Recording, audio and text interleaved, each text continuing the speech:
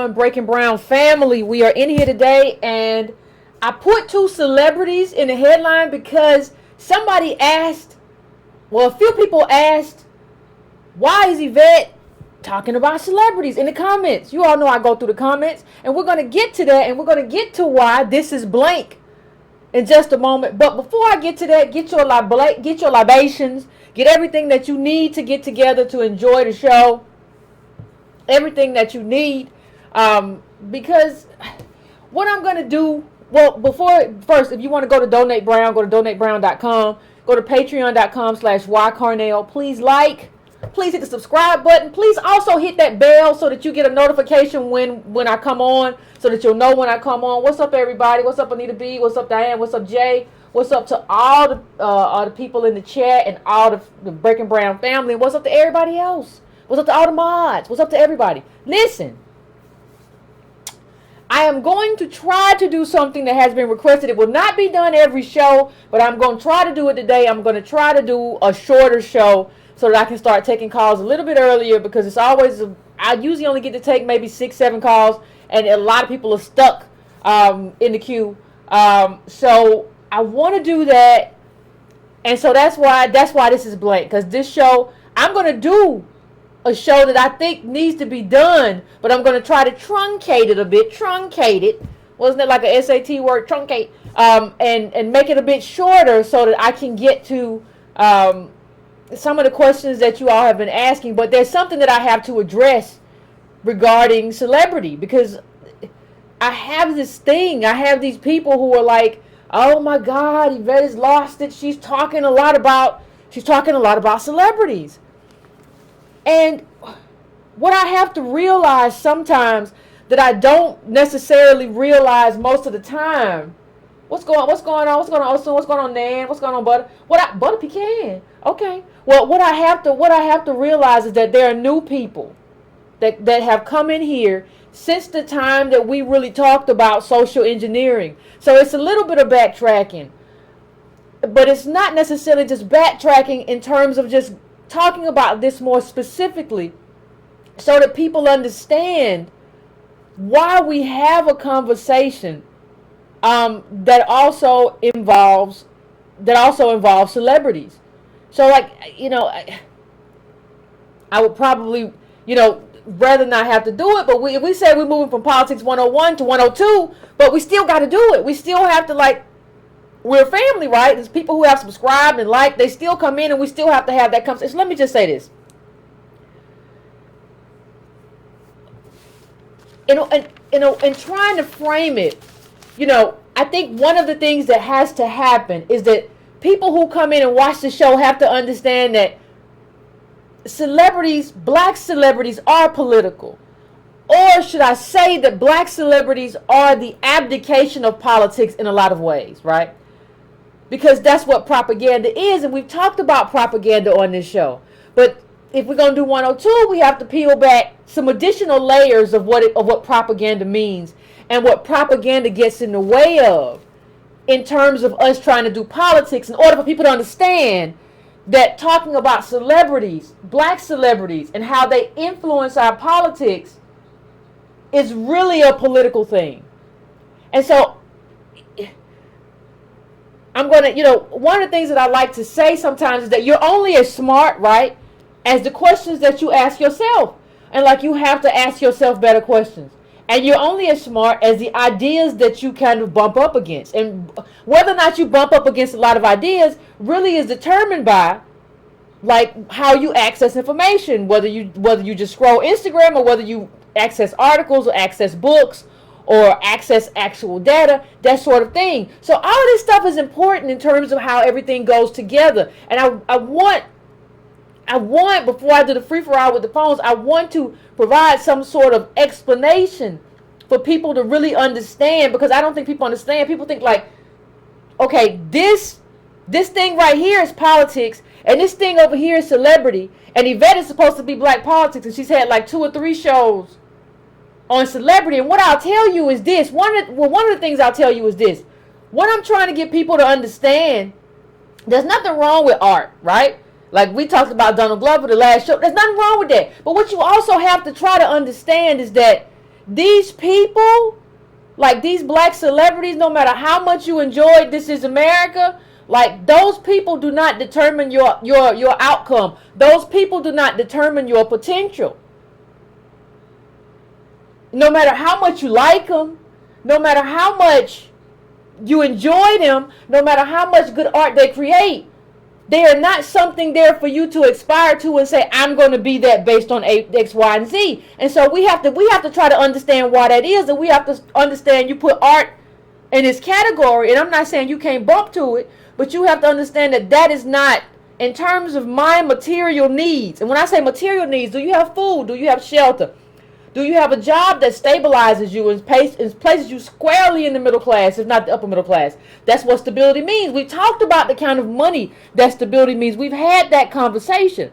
And what we have to understand is what we don't know. Like, people like to talk about what we know, but one of the conversations that we have to have is not only what we don't know, but what we don't know and why we don't know it. So let me just say this.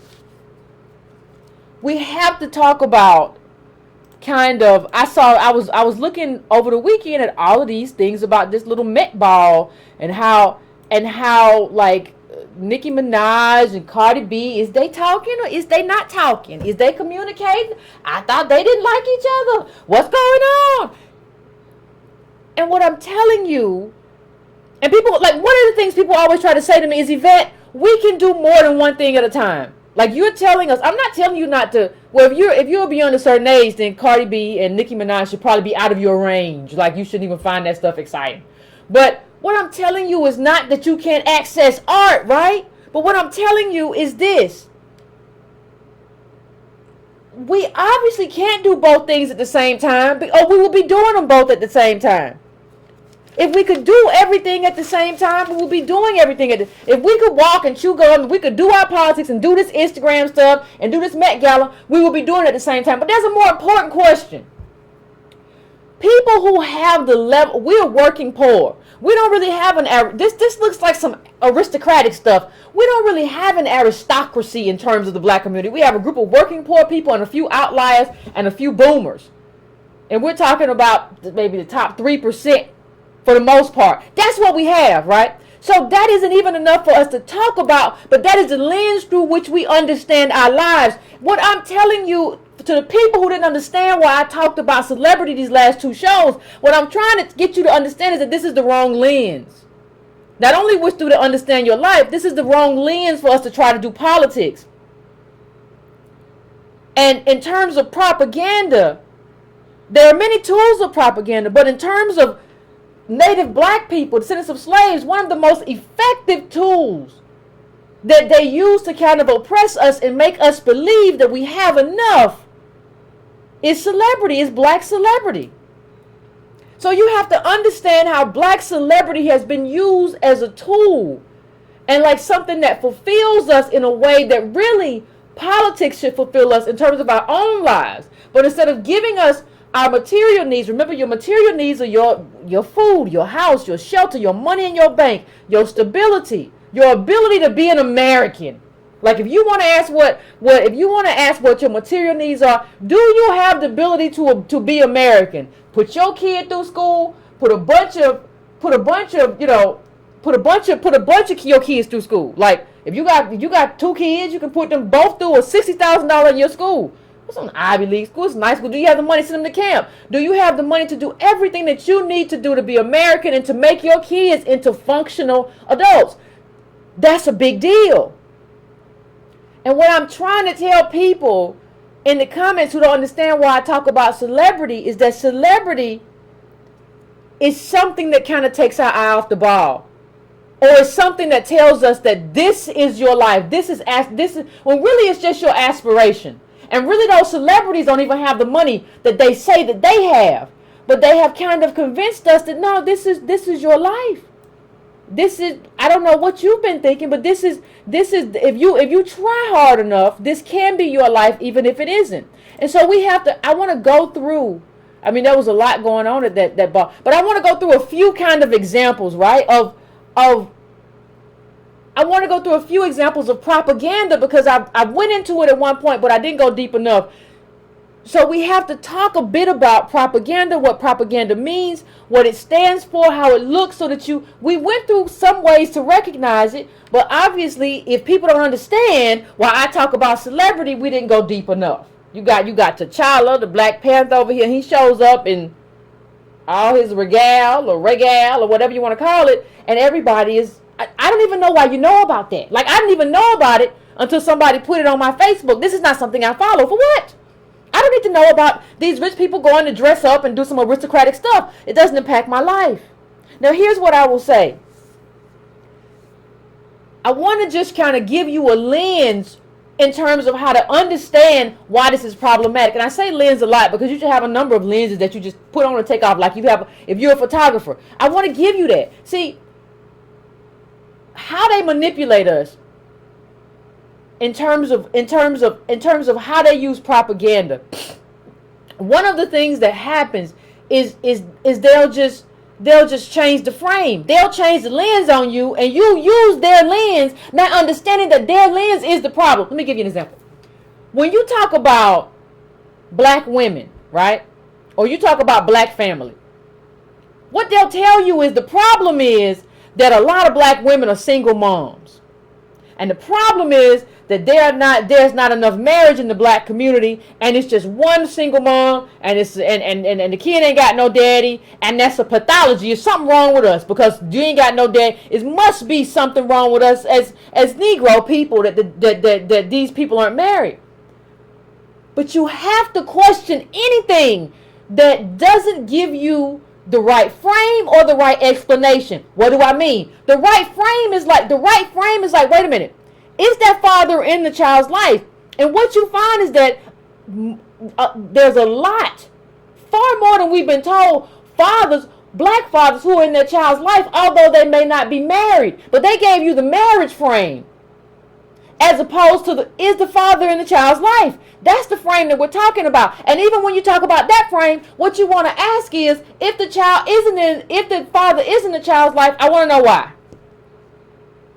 And then if you dig into the explanation, you usually find out, well, maybe the father's in jail. Maybe the father's on drugs or whatever. And then when you delve into that, and when you delve into addiction, you find that addiction has something to do with childhood trauma. It has to do with hopelessness. And mass incarceration has to do with targeting a group of people on the bottom, mostly black males, right? So any kind of thing that doesn't give you an explanation and gives you the wrong lens is a problem. You always have to ask yourself, what lens am I viewing this through? Do these two people have to be married for the mother and the father to be in each other's life? Are they not in each other's life because they're not stable? Because that's what happens a lot of times too. These people are not stable people. So what happens is they have a lot of instability, because marriage is supposed to bring stability. That's the whole point of the institution. You get married, you bring your family, my family, and we bring together two families. It's not supposed to bring together two poor people.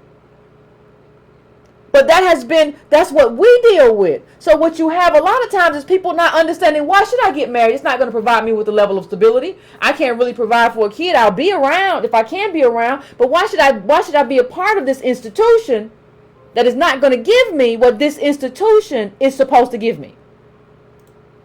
So you have to understand the lens. You have to investigate and interrogate that lens, because lenses are what people use to feed you propaganda. And they also use, they don't give you the explanation. They just give you a piece of data. These people are unmarried. Black people are unmarried. That's the problem. You didn't interrogate why. You didn't interrogate that you caused that, right? You don't know that you did that. You don't want to talk about that. You just want to talk about how we're unmarried. It always, this kind of propaganda always shifts the burden. It always shifts the burden from the people who caused us to be in this situation to us. Be very wary of things that shift the burden to us, that shift the responsibility to us. When you hear people start talking about what we should do and they're not talking about what was done to us, put up your antenna, because I guarantee you there's a problem. I guarantee it. I guarantee you, if something sounds too simplistic to you, one of the habits that you can develop, people talk about solutions, one of the best habits you can develop is pausing before you form a conclusion. When somebody tells you something before saying, oh, you got a point, pause, pump your brakes a little bit. Just give it a minute. Just let it soak in for a second. And a lot of times that little pregnant pause is what gives you the ability to see, oh, I see the lie. I see the lie in what you're doing. I see where you at. I see the disconnection here. You got to do it. You have to do it. We have to do it. That's called framing. And if you don't do it right, what they do is they erase one truth in favor of a narrative that's in their benefit. That's what white supremacy does. It erases the truth of our history and our lineage and the consequence of slavery in benefit of and in the purpose of a narrative that benefits white supremacy. And because we did not stop to think and investigate, we jump on board of a narrative that does not benefit us. That's what we do. Now let me give you another example. I know I have it here. I want to just give you this example because there are a lot of examples about how this happens and how it happens to us, why it happens to us, and how we don't ask nearly enough questions like, how did this happen? So here is the welfare queen. Let me bring it up a little bit bigger so that those of y'all who can't see it can see it. And I'm gonna make it across the page too. But like look at this. Look at this woman they showed as like this, and this was Reagan. This was Reagan and the welfare queen, right? One of the other tools of propaganda is to exaggerate something. So you exaggerate this narrative. So you find this one welfare queen, woman, or whatever, who has a Cadillac. And that's who you talk about. You talk about this woman. So you exaggerate meaning. You exaggerate what it means. You make it, when you exaggerate, so this becomes all black women. This becomes all black women. And you don't talk about like how it happened or what happened to her or what led her to be in this position, because you don't care. You don't care about any of that. You don't care. You just want to sell this story, because if you sell this story about propaganda, what happens is white people say, oh yeah, we got to cut out welfare because look at these black people out here doing all this stuff. And the biggest problem, because I'm just giving examples of propaganda. Now I'm going to loop back in a second to black celebrity and how that plays into this propaganda that we have. But right now I'm just showing you these examples. I talked about the lens. I talked about the framing. Now this is just when you exaggerate who we are. You didn't give a percentage of black women who drive Cadillacs and buy steaks on welfare. You just gave us this woman again and again and again. And see, our reaction matters, because what we do, instead of saying this is garbage, what are you doing? We say, well, we right. They right. Some of us do use welfare too much. We ain't checked no data.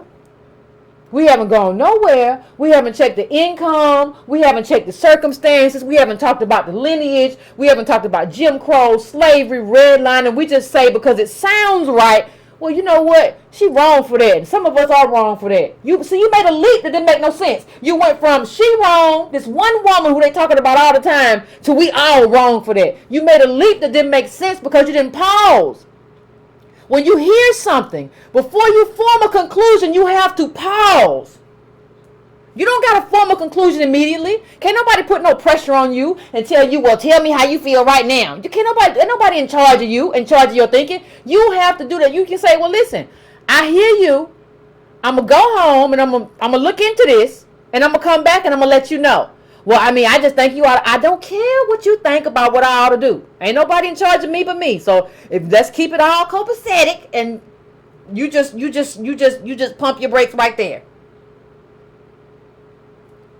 Anything that doesn't, any article, any explanation that talks about black pathology as if there's something wrong with us, but does not mention our lineage and where we come from and what we went through, is propaganda.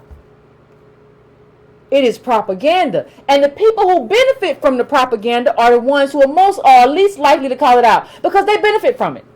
You're not gonna call that stuff out if you white. Well, yeah, maybe they do. I don't know. I don't know a lot. I don't have a lot of white black friends. I don't know. Maybe they do. Maybe they do drive Cadillacs. You know, I mean, it sounds all right. And then we're working class poor. We oftentimes do not have the access to the knowledge. But you have to at least pump your brakes now and then go to your computer and figure some stuff out. So what happens when we don't do that is we just start shadow boxing. Well, yeah, you just accept the premise. You accept the premise without investigation. So you say, yeah, I saw a video of some Negroes fighting over Jordans. We buy too many Jordans. That's the problem. Wait a minute. Who? Jordans are like $200. Who's buying them? How many pairs are they buying? And what are they worth? How much money do we have to buy Jordans in the first place? Could we be compensating for something else? There are all kinds of explanation. You know, we're trying to become what we aren't already. I mean, and we dismiss like these structural reasons. If you're talking about solutions, you can't talk about solutions without not understanding propaganda. You can't throw out statistics. These many black women are unwed mothers without talking about explanations. You cannot talk about mass incarceration without talking about the lack of jobs, without talking about poverty, without talking about the crack versus cocaine sentencing disparity. You cannot talk about these things without not lining up everything that led to these things. You cannot give these overly simplistic pedestrian answers about, well, you know, you just never should sell drugs. Okay, that's fine. But where the jobs at? And you got to eat. Human bodies have to eat the last time I saw. And why do they get to snort cocaine on Wall Street, but he doesn't get to sell cocaine? And I'm not promoting anything, but I understand what people do to eat. So wait a minute, he gets to snort cocaine on Wall Street, but he sold it and he go to jail for 20 years and he just gets a Ferrari? Like, tell me how that's fair. These are things that we have to talk about because we have to understand the game that's being played. We have to understand that. We have to understand. We had this whole conversation with Hillary Clinton was about the super predators. Well, you know, there are so many, these black kids are super predators. And we saw all kind of news stories about super predators was roaming the streets. And super predators, these super predator kids were not regular kids. They were animals. That's what we heard. They were like animals. They don't care about human life. They don't care about anything. They just roam the streets. They're animals. And so the propaganda is, well, it's fine to lock up animals. That's who they are. We had the same propaganda about the drug war. Remember about how there were so many drugs that could just turn you crazy. Am I the only one who remembers that? So many drugs just make you go out your mind, and you won't know what happened to you. Well, it turns out, and I think it was Dr. Carl Hart, if I can find a clip, I'm looking for it here. But he said basically like, no, like that's not the thing that decides or determines drug abuse. Like, drug abuse is about your life. Drug abuse is about your hopelessness. We had this whole the White House under the first W. Bush, let me put this up, made up a story. White House set up drug buy. They called this little, I think it was a little black kid. They called out there and had him set up a drug bust for this kid, and then said, "Oh my God, can you believe there are drugs? This is in the 80s. Can you believe there are drugs being sold outside the White House?" Yeah, there's drugs being sold outside the White House because you brought a kid up there to sell them to. You set that up. You set that up. Y'all set up a kid to sell, to buy drugs from, so that you can convince America that drugs were a plague and that black people were the ones who had to be dealt with. You did that. This is propaganda.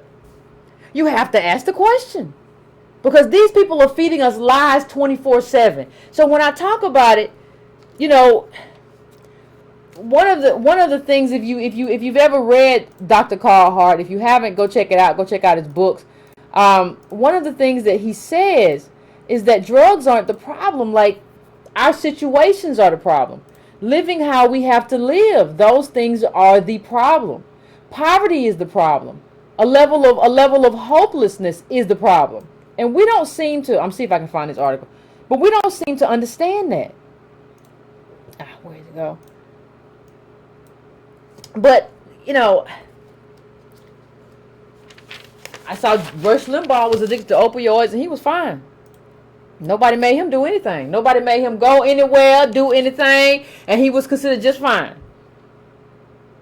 But oh my God, these black super predator kids. So when you look back to the rationale they use, well, our IQs are bad, right? We have lower IQs, so we should be enslaved or whatever. We should be put in a certain position that's inferior. See, the purpose of propaganda, you have to understand. The purpose of propaganda is to obscure the truth. It's to get you chasing something that's not real. It's to get you chasing an ideology that doesn't benefit you. So you out here chasing this ideology that don't benefit you. You out here saying, well, I'm just going to, you right, we just got to stop doing this stuff that we doing and we're going to be all right. And I you know what I want? I want black capitalists to give me an explanation, to give me a solution. If you are due for self, I need a solution. Throughout the history of this country, native black descendants of slaves have started businesses and had those businesses taken from us.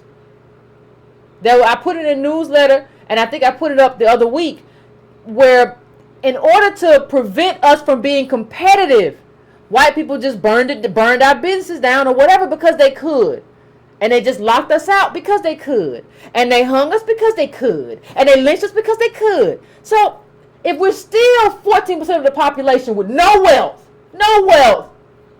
can you tell me, do for selfless, even if we create some business that's beneficial, multi-million-dollar, how do we protect it? We don't have a standing army. We don't have any wealth. If you have a business that doesn't compare to Jeff Bezos, Apple, anything, how do we do it?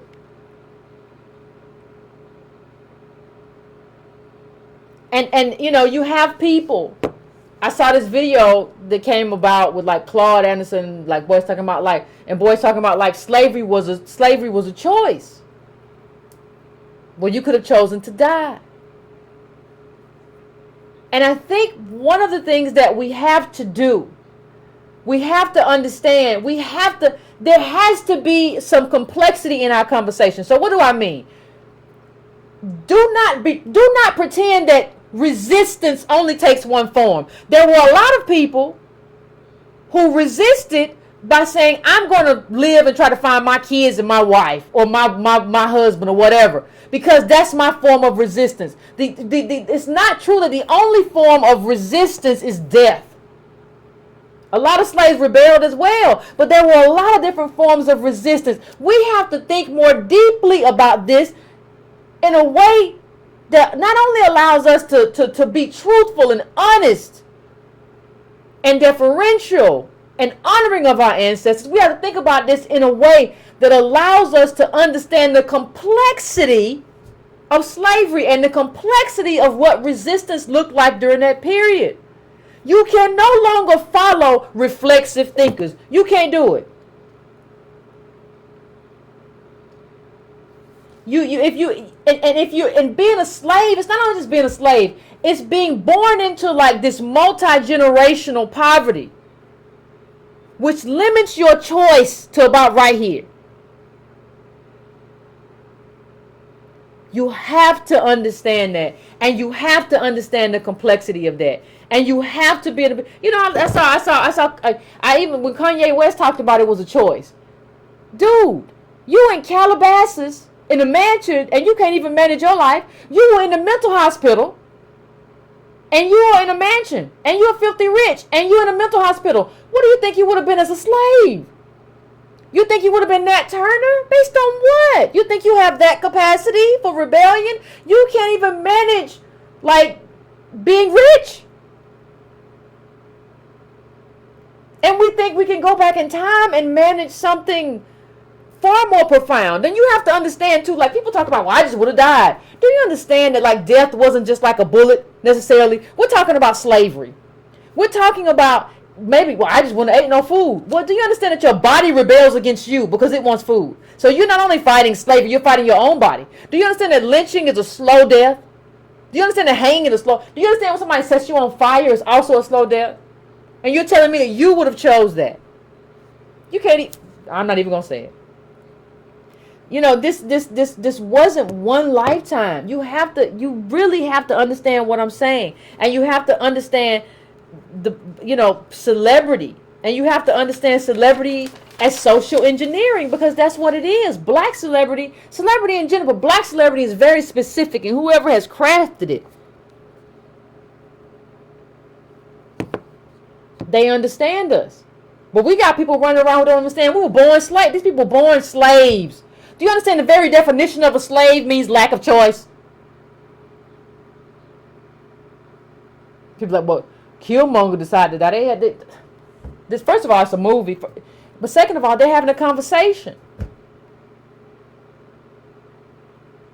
This is not a movie. This is people who were born into slavery, away from their homeland, disconnected, no language, no roots. And many resisted, but they resisted differently. They resisted by trying to piece their families back together, by trying to piece their lives back together. Some resisted by poisoning, or trying to poison, or stealing food, or tearing up machinery that master was using to have them work on. There were a lot of ways to resist. And a lot of them did it.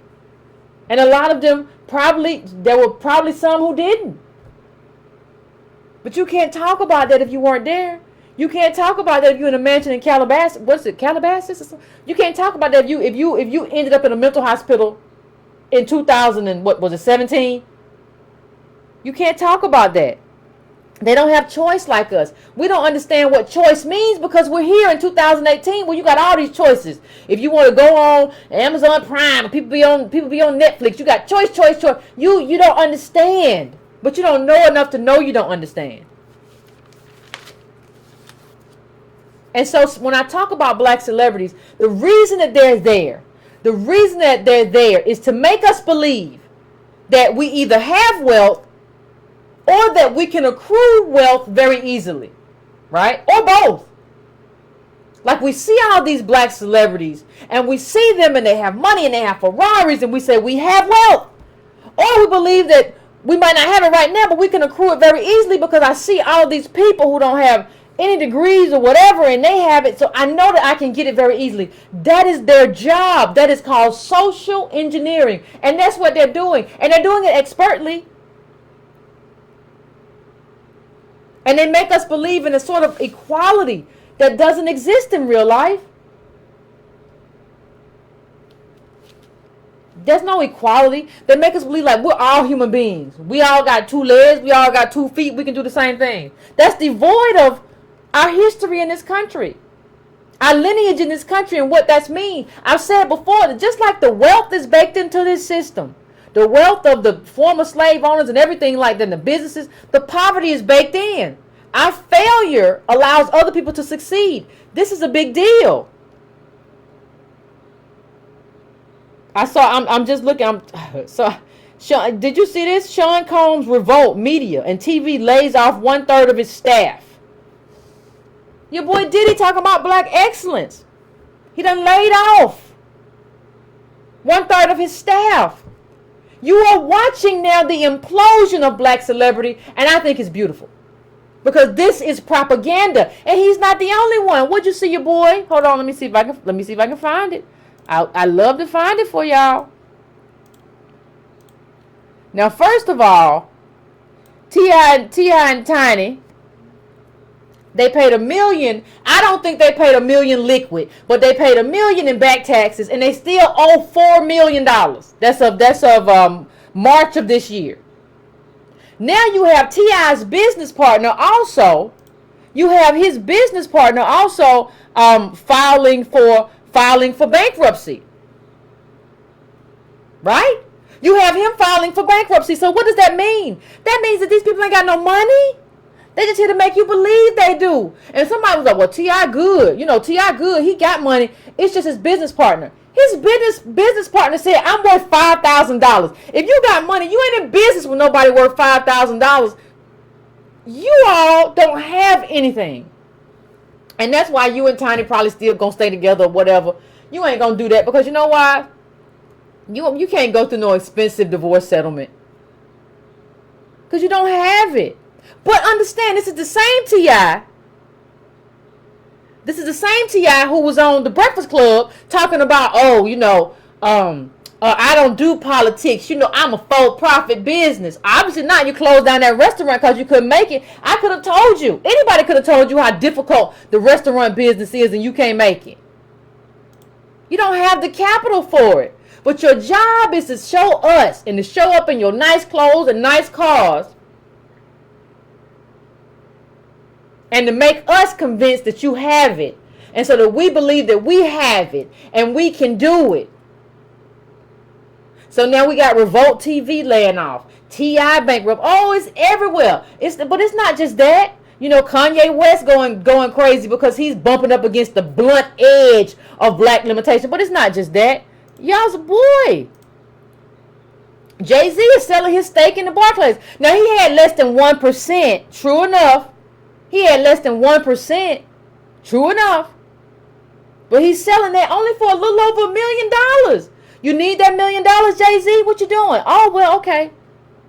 He need that $1 million. Think he don't. Beyonce ain't gonna be giving him all that money. Can't be investing in you. Just like Kim Kardashian is not giving her boo all that money. But he need that. Jay-Z is a no-show in federal court. Jay-Z dodging paperwork out here from what they saying. They saying he dodging the paperwork to come to court. They've been trying to get him to come to court and he ain't coming. He got lawyers over there what Title was, saying we ain't been paid. Allegedly. We ain't been paid. Well, we ain't been paid. You know what that's like? That's like having an uncle, right? And you be like, my uncle bad. My uncle got a big house and he live out there in the mansion. And then you go over there and like your uncle cable get cut off. And you just be like, why the cable cut off? And you be like, no, it's all good. It's all right. Then the next thing you know, like, you see his car get repossessed. And you be like, what's going on with the car? No, it's like, I got. Don't worry about it. Look, don't worry about it, son. It's all good. It's all good, nephew. And then you be like, okay. Next thing you know, it's like a foreclosure note. You're like, at what point do you know Unc ain't got no money? Unc ain't got no money. Unc just be talking. Unc flossing. Because that's part of the consequence of this stuff we do, is that we just be out here. Just saying stuff and doing stuff don't make no sense. Trying to make other people believe. They don't accuse this dude. Understand with Jay-Z. They don't accuse this dude of like inflating his numbers in terms of title and paying Kanye West more. Paying Kanye West, paying Beyonce. You don't understand. Like, this dude is he could be in trouble. He could be in serious trouble. They're basically saying that like, they're saying that he inflated the streams for Kanye West, for Beyonce's Lemonade and Kanye West Pablo, whatever the album was. They're saying he did that. Like, he's getting this stuff left and right. And we don't know enough to understand that these celebrities are basically just kind of lying to us. Ain't no other way to put it. I'm trying to see if I can find an image for you. But there's no other way to put it. These people aren't being honest about who they are and what they have. They're not. They can't. If they did that, they're here to make you believe we have something that we don't have. That's the whole point. That's the whole point. That's your boy though, right? So, there's a lot going on, black people. There's a lot. My native black descendants of slaves, there's a lot going on. Your other boy. Y'all got a lot of boys. Your other boy, he got problems. Being taken advantage of by attorneys who give bad advice. What does it say that you don't know enough? And this is the other. Let me make this a little bit bigger for you. Your boy Jay-Z. Your boy Dr. Dre. He got his own problems. Dr. Dre just lost a long trademark battle. How, you asked yourself, how he's supposed to be Dr. Dre? Well, you don't understand that somebody else really kind of hooked him up to get that big deal that he got. Like that's just white people choosing people. That ain't got nothing to do with what you do. But somebody, like, he lost that battle. And you have to ask yourself, what is the powerlessness about how you lost that battle? How did you lose a trademark battle? And because who told you to do that? Who told you? What attorney did you have that told you that this was a good idea? That it's a good idea to go after a doctor who is also has your name, who is like a gynecologist, to go after and sue him? And who didn't tell you, like, bro, you're going to lose? Who did not tell you that? You have to talk to the person who did. You have to talk about the powerlessness of this people. If you don't understand that, that's powerlessness. The fact that you really just got gooped by your lawyer. What were you doing? You got gooped by your lawyer. You don't have no power. What part of white capital hooked you up? Because you don't have no power. You have nothing. You don't got nothing I can use. But everybody, no, Dr. Dre, he got that deal. No, he got that deal because of the people who hooked him up had a little bit of power. And they hooked him up. So like I said, I'm gonna try to go to the phones in just a second because I said I was going to, and I'm trying to keep my promise. I got a lot left to say though, but I'm gonna say it in between the calls or whatever. So because if I keep going, I'll do another 20 minutes. So I'm gonna put the number up real quick to get y'all in here, and I'm gonna still finish my few pages of stuff I gotta say, but I want to bring the calls in early tonight because I promised, and I don't like to break a promise. So give me like 2 minutes, set the phones up, and then we'll have a conversation.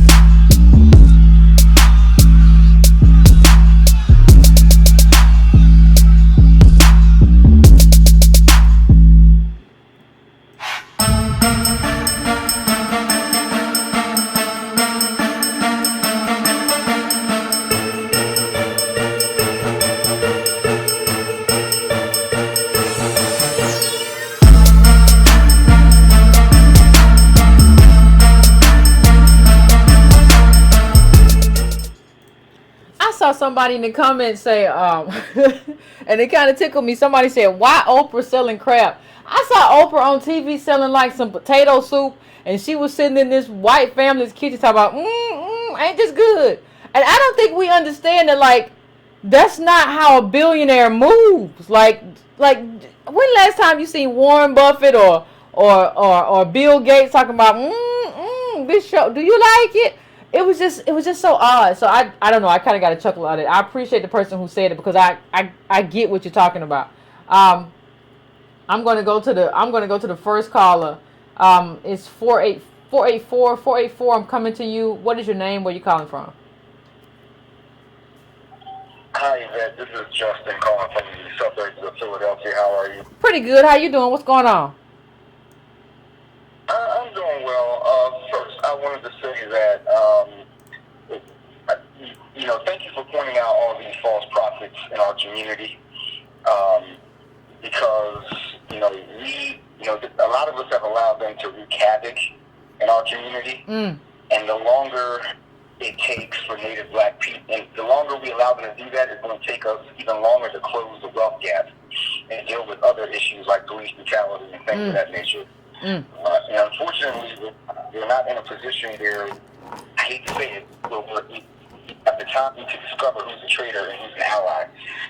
Because white capital is calcifying, as you say, and it's calcifying faster than it ever has in American history. Yeah. And if we're not proactive in finding out who's for us and who's against us, there really won't be a fight because wealth will have calcified so much and resources will have been yanked away from us. All the stuff we depend on, food stamps, Section 8, all that stuff, that we won't be in a struggle, but we'll be in the stages of extinction. And I think in some ways, I think in some ways, I don't know how else to say it other than that, I think white capital is at a space where they may see our extinction. We may not see it, but they may see it. And so it's just unfortunate that, we're still happy that Black Panther, there's a movie about a fictional character, and we haven't woke up to the reality that there are people who are actually trying to get rid of us, to finish out, what others have attempted to start, which is our extinction. So that's number one. And number two, I think what you see with T.I. and Jay-Z is white capital, they don't need us anymore.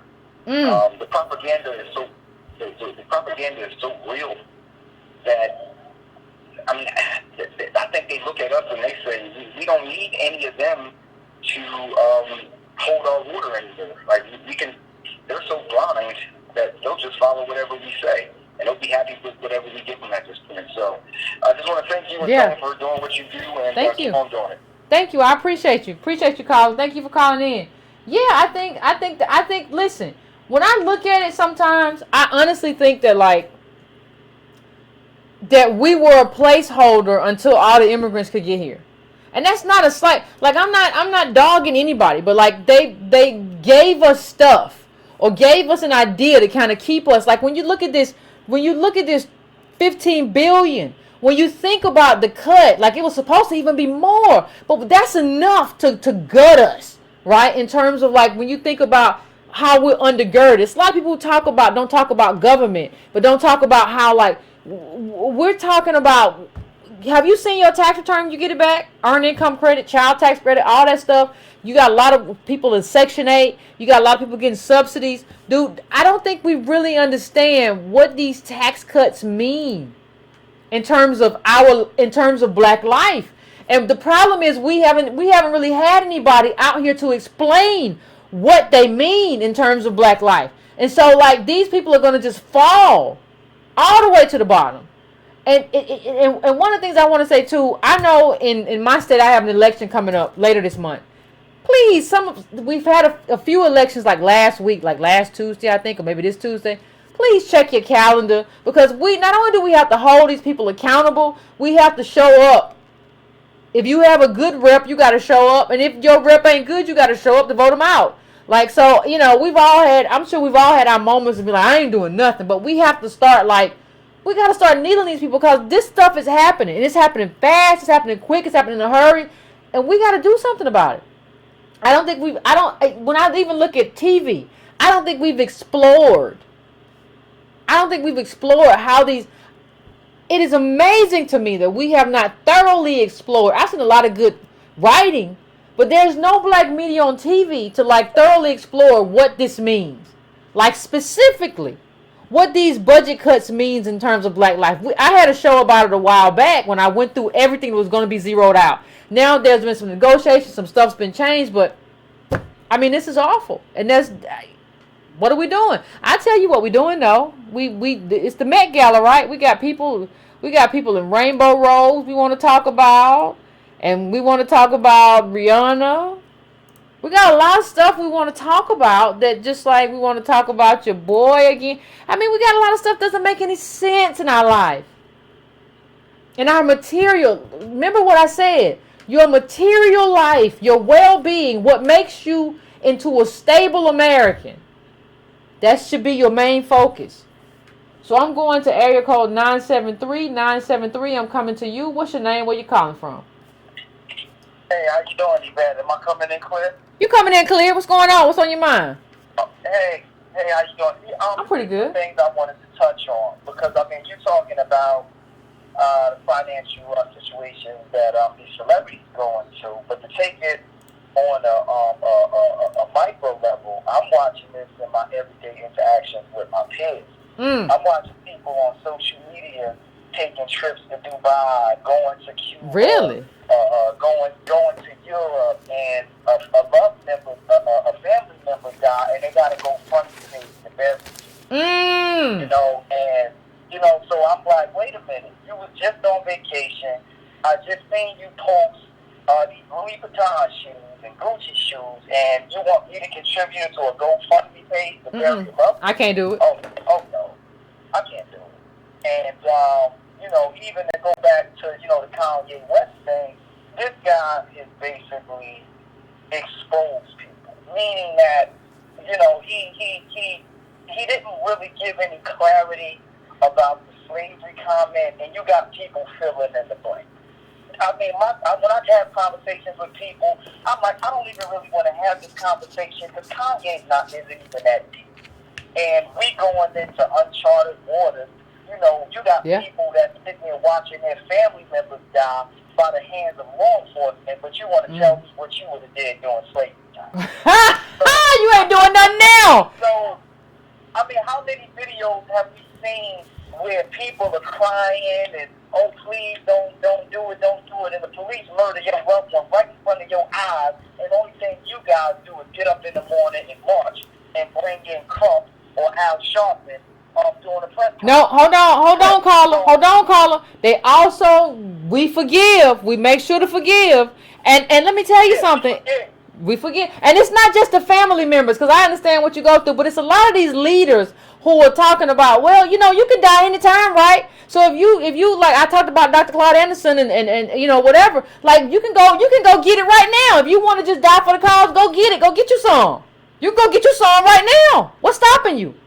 Everybody want to talk about they would have died during slavery. You can die right now. But you know what? It's insane, and I agree with you saying. It's like I'm not saying that I'm enjoying what I see, but it's just confirmation that I wasn't crazy. Every time I listen to you, I'm like, I know I'm not crazy. Nope. Because it's like we partake in this insanity where we adopt celebrity culture, where it's like, you know, as long as I appear that I'm okay, I'm okay. And this whole show-offism where it's just like, you know, you just want these things to just show that you're doing better than the next person, but deep down inside, you're struggling. I'm 40 years old. Me and my mother own a home together. I meet women, and it's like, who you live with? Well, you know, it's me and my mother. Oh, you live with your mother? Hey, listen, it works for me. I don't have any children. Me and her are working on this mortgage together. I'm good. Of course. So I mean, it's going to get like that. When families are going to basically have to lean on each other harder than before. Fam, let me just say this, fam. I already said that. Because I already said that, like, you know, black living was going to become communal living because we didn't do the politics to have to be American. We didn't continue the politics to be American. And the thing people like to do is, like, you shame you for, like, you, wait a minute, you and your mama in on the mortgage, y'all helping each other out. So wait a minute, you want me to go out here? Because the thing people don't understand, capital needs you to go out and get a house on your own or an apartment, because then you got to go and buy a whole bunch of stuff, and you got rent, and you got to buy kitchen, you got to buy dining, and then you're vulnerable too because you don't want to get evicted. So the thing that needs you to, because in other countries, communal living is nothing to be ashamed of. It's only in America that communal living is something that people are ashamed of. And you have to ask yourself why that is. Well, it's because the capital needs you to be out here and be vulnerable so that white millionaires and billionaires can make a lot of money. Why would you buy into that if you don't have to? Yeah, I mean, you don't have to. I mean, even that, you know, when you speak about immigration, I'm having conversations, and I'm kind of redirecting the conversation because, like you said, communal living is, you know, it's going to have to be necessary. It's going to be necessary. We're going to get to the point where people that's in relationships, you're not going to have no choice but to work it out and stay together because of the bills. Yeah. And you know, another thing that I'm glad that you brought to light is I get into conversations with people and they want to tell me, well, you know, immigrants come over here and they shack up 5 in 1 bedroom. I said, but I'm not an immigrant. I'm a native. Why do I have to live like that? Yep. You know, so now the conversation is just changing and people are starting to like re-examine, you know, different belief systems, stereotypes. And, you know, and like I said, you know, celebrity culture is toxic. And I've been saying this. I'm like, when they speak about black excellence, I'm like, listen, me going to the store buying Ciroc isn't doing anything for the black community. Not a thing. Oprah Winfrey being a billionaire means nothing to me. If she died, where's her wealth going? She doesn't even have children. But think about what you said, Carla. She doesn't even have children. That means that Oprah don't understand legacy. She gonna teach you something, but like if you want to talk legacy and having $1 billion, you should at least adopt a baby. Like who's gonna continue your legacy? But she's supposed to be teaching us something. She don't understand legacy herself. Yeah, it's you know we coming. It's gonna be some trying times, and I mean it's gonna be awful. You know, Donald Trump exposed a lot. You know, so I mean I would say the Obama legacy is a legacy of hidden things, and Trump is a legacy of exposing everything. So I'm gonna let you go. I have some other things, but I don't want to get on the tangent and start rambling. So I appreciate you, Carl. That was a real good call. I appreciate you. We batting with these calls. I appreciate you. But it's something that he said. Like, wait a minute. We've been like this country has had us running. You enslaved us. You knocked us back, Jim Crow and all that Reconstruction, redlining. Every time we try to do something, you kicked us back. When people tell you to live like immigrants, what they're really showing you is that they don't understand what you've been through. They don't know your story. So really what you have to say is like, listen, I understand you don't know enough about Native black people. Only thing I can do for you is give you some books to read, but you don't know enough to talk to me right now. And understand that you can say that. You can say you don't know enough to talk to me because we don't ever want to get up on a pedestal and make nobody feel bad. But we got to get to a point. I don't care if you feel bad. You are ignorant. You are an idiot. You're talking about we got to live like a Mexican or a El Salvadorian or a Honduran who just got here and we built the country. You're a moron. And I have a right to tell you that. Now, I'm not going to necessarily tell you in a mean way because you might want to fight. And I'm not in no mood to fight nobody in these streets. But I'm not doing that. And you have a right to walk away from people. Like, we're like too good. We're too good as Native black people. What are you doing? You don't have to stand here and explain stuff to people.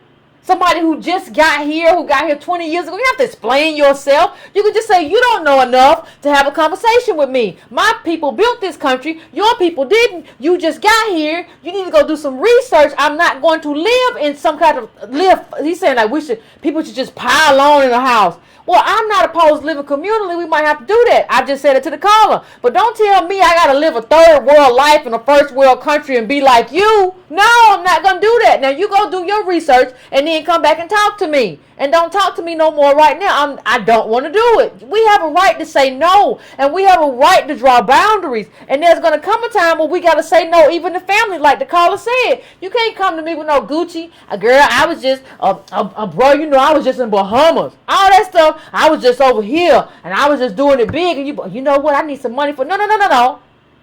I'm a person who's responsible. I'm a responsible person.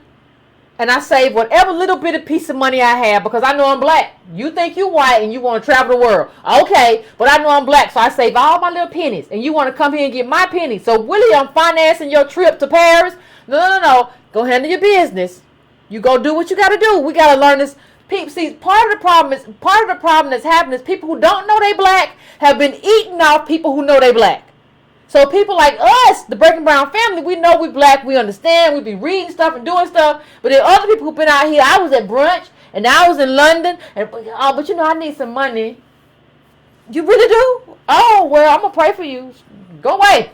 Beat it, because I did what I had to do to understand this country. And I don't have much money, but what little money I did have, I scurried away. Because I understand this country. You didn't. You didn't want to talk politics either. When I talked about politics, well, you always so negative. I always talk about it. Okay, well then, you deal with what you got to deal with on your own. Since I'm so negative. Understand that building a tribe is about inclusion as well as exclusion. It's not just about inclusion. You can't just include everybody. You come in, you come here, and everybody, we're going to just all be together. No. You got to decide strong from the weak. The wheat from the shaft. We got to do that. It's necessary. So I'm going to area code 617. 617, I'm coming to you. What's your name and where you calling from? Hey, Yvette, it's Reggie from Boston. What's going on, Reggie? Hey, this is a very interesting conversation, especially when we're talking about the celebrity artists, specifically the hip-hop artists. And, you know, just something interesting, you know, just about me as far as my journey. My point of entry as far as looking at the data for black life and black people generally started with, you know, reading about the music industry, you know, looking at the numbers, and none of this works for black people. Like Tone is totally right when he talks about, you know, the decadent veil.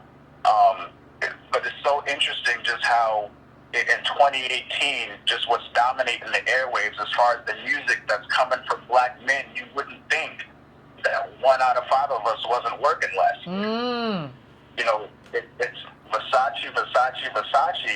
You got to understand that we got a Saks Fifth Ave here in Boston. You go into Saks Fifth Ave, the Versace shoes is $1,500. That's more than the black family is worth, and you're here talking Versace. You know, Versace this and Bentley that, you know, it's crazy, especially with the way that streaming has supplanted physical sales. It's dropped over 90%, you know, since 2006. And those CDs were going for $20 back then. Okay. And we're not even controlling for inflation here. Okay. It's literally pennies on the dollar. Like, just to kind of give you, I guess, a little context. Back in, I think it was 2014 or 2015, that song All About That Bass was blowing up. I remember that. Over the streaming platforms. It was played almost 200 million times, about 178 million times. The songwriter received less than $6,000 in royalties. Woo! It's something that almost got spun 200 million times. Now, this is the white boy, so don't tell me that the black men are running around balling. Yeah, it ain't happening. There's this thing called the 360 deal that the labels use to where they take a piece of everything that you do. Not just the physical sales, because they were taking that from us already. They're going after the publishing, so they get a piece of your publishing. They get a piece of when you go on the road, any money made from the road, they take that out. Any merchandising, that's why a lot of these rappers are angry and not coming back out, because they're figuring out that the label, they were taking all the money then, but they've really taken all of it now. Well, you know, that's what Kanye So, said, though. Kanye, one of the things I give Kanye, he's honest, and I don't even know if he's intentionally honest, but he said that the 360 deal is just something to keep you touring for the rest of your life, like, cause you just got to make money, so it keeps you in a hamster wheel. yeah, and that's why Jay is still running around now. He has a 360 deal with Live Nation. I'm sure he was able to leverage his fame to work out the terms, but they get a piece of everything. And just, quickly on Jay, you saw the story about he was playing with the numbers with Beyonce and Kanye. Yeah, they say he was inflating. Don't say playing with the numbers. They say he was inflating the numbers. Exactly, but think about what that means. Beyonce and Kanye, it's like if they sneeze on YouTube, it's viewed 10 million times. Yep. So if you have to fudge the numbers, like what does that mean in terms of how well these people are performing on these platforms and how people are consuming? Like what does that mean for black music in the future in terms of ownership? Because we already don't own anything. Like Motown's long gone. So, like, what does that mean? It's a problem. You know what it means? It means these Negroes are scrambling. That's what it means. It means these Negroes out here are scrambling. They're not gonna tell you. He saw his percentage in like Barclays, and people don't understand that was like $1 million. It was $1 million. Like what you really seeing is like, and they were like, well, it was a conflict. That's why he sold it. You don't know why he sold it. That's what he told you. But like he might have sold it because he needs $1 million. You don't know. Yeah, and I'm gonna just close on this real quick, because I enjoy the music scene and the music industry here in my town, but just as we wrap it up, the reason why a lot of the artists and people are frustrated and not moving forward, and the albums come out, and I keep trying to discuss this. You don't have the capital. You have $8 as well. You can't rap about the things. Never mind afford it or rent it. You got $8. You can't even pay the rent. How's your album gonna come out? You can't. But that's something I gotta say. I appreciate you. Appreciate you, Reggie. Don't do. As always, I appreciate you. I appreciate you calling in. But yeah, like, what is he gonna do? Like, they said he was inflated. They said like, I had the clip, and I don't know what I did with. That's the story of my life, is not realizing what I did with what I had. I had it somewhere, but there was a clip that it made news today. That like this dude is basically like Jay-Z is basically they're accusing him of just inflating these numbers for Beyonce's Lemonade and for Kanye West's Pablo or whatever, and paying them. So they're saying that these two artists, Kanye and Beyonce, got paid too much royalty because the numbers were inflated. So you got a lot of stuff going on. You got Jay-Z got stuff he didn't pay. The SEC want him to come to court. All kinds of stuff you got going on. This other stuff, it's a lot of stuff. And we be looking at them, but like this is the person that we need to be talking about. Like the man who hates criminal justice reform. Like this is at the New Republic. And Trump, he's Trump's boy, and he's gonna try to keep our people in jail. Like, but instead of like focusing on him and like what that means and what that means for us and what we're gonna have to do and how we're gonna have to organize, we just want to like see like this stuff at the Met Gala. Like, no, I can't focus on y'all. I can't deal with y'all. We got immediate problems that require immediate solutions. I don't care what kind of little weird outfit you had or whatever. That's your business. But I don't want to be bothered. I really just don't want to be bothered. So I'm going to go to the next call. I'm coming to 773. 773, I'm coming to you. What is your name and where you calling from? Hey, Yvette. This is John from Cicero, Chicago. What's on your mind? Yvette, I'm not shocked by any of this. If a person would, just because they got a supposed $1 billion deal for their deal with Apple, go and pay $85 million for a home that Tom Brady paid $11 million for, you have to be out of your mind. We don't even know how to count. You never recoup that money. And my reason for contacting you was I went out and Oh, DOS. okay. And it is a conversation piece. Because Is I'm in the it? country all the time. Okay. And I'm always in the presence of good old white folks. All right. And of course, when they see Native Black, DOS question mark, the question always comes up, what does DOS stand for? Oh. And I say, well, descendant of slaves. And they kind of look and start apologizing. Well, we're sorry about, that. And I remember listening last week, and a woman told you that you should trademark that, and you should. I should do what?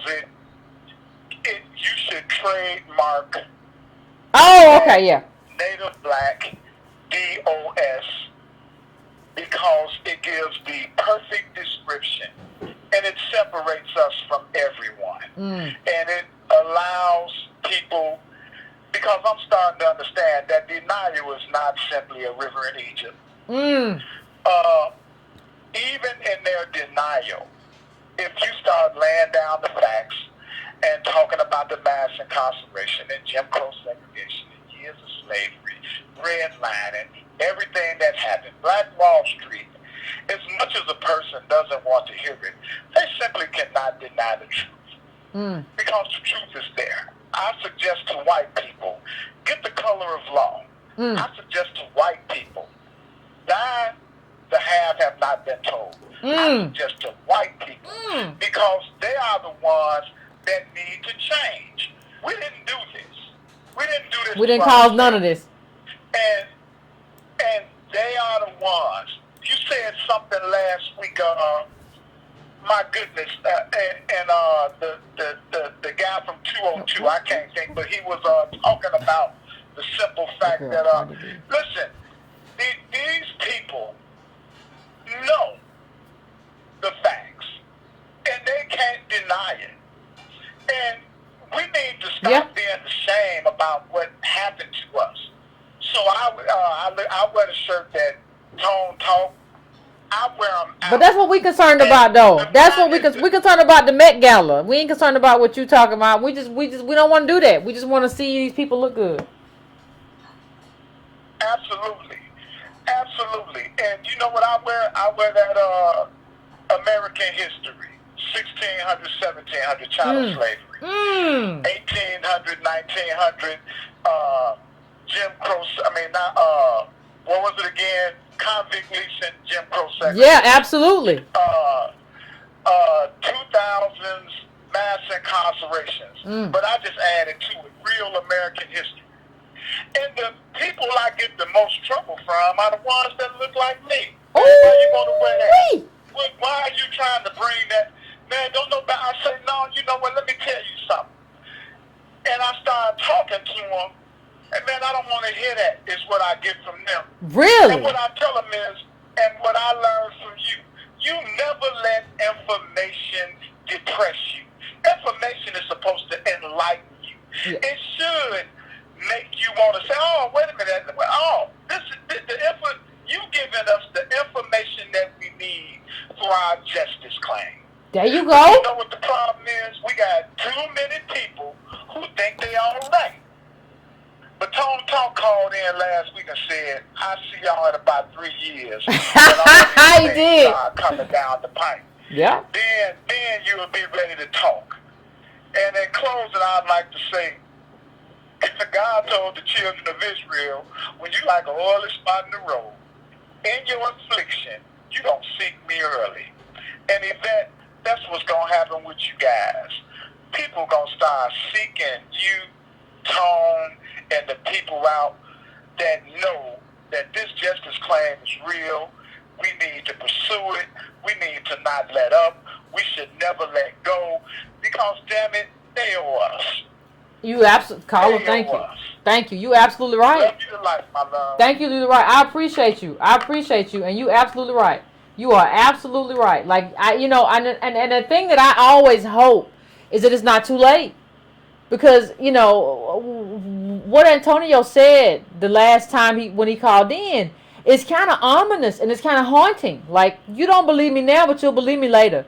And the data shows me that, yeah, you will believe me later. But like, what will I be able to do later?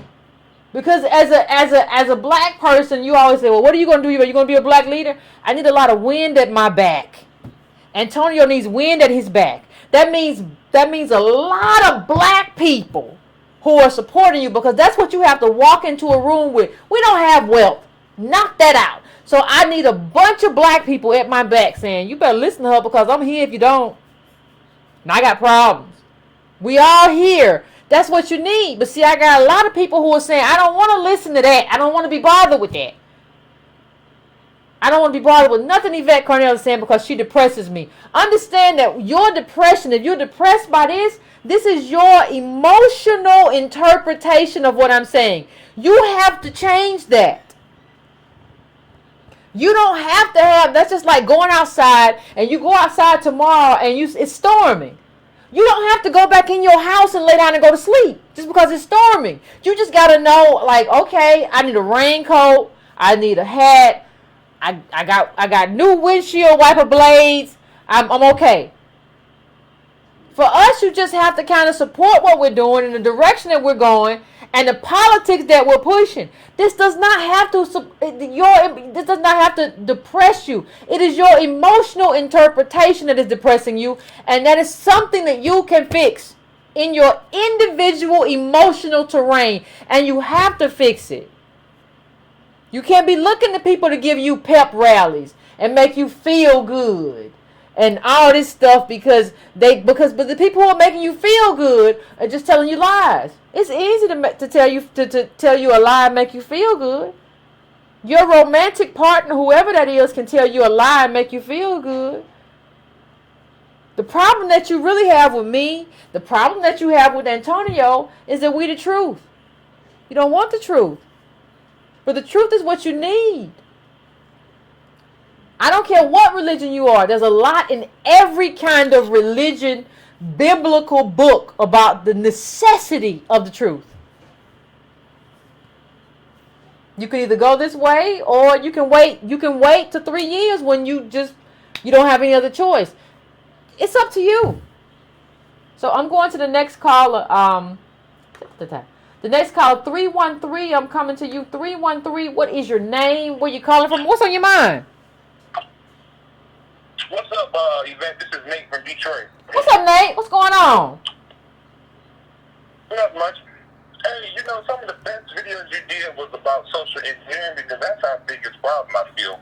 Was about social engineering? I'm kind of... You said social engineering? Yeah, social engineering. That's okay. One of our biggest problems. I don't think because the beef behind all of that is so big that we're blinded every step of the way. Okay. I kind of want to make a point, but it's gonna sound like I'm going around it. But I'm telling. I promise I'm gonna be right on point. Okay. I remember I used to watch a lot of videos by Dick Gregory. And oftentimes when he'd be in interviews, they would always ask him, what can we do to get out of this? And Dick Gregory would always say, there's nothing to do. Only thing we can wait for is a shift in the wind. And he would always say that because when they would have like these forest fires, that's what the firefighters would say because it was out of their control.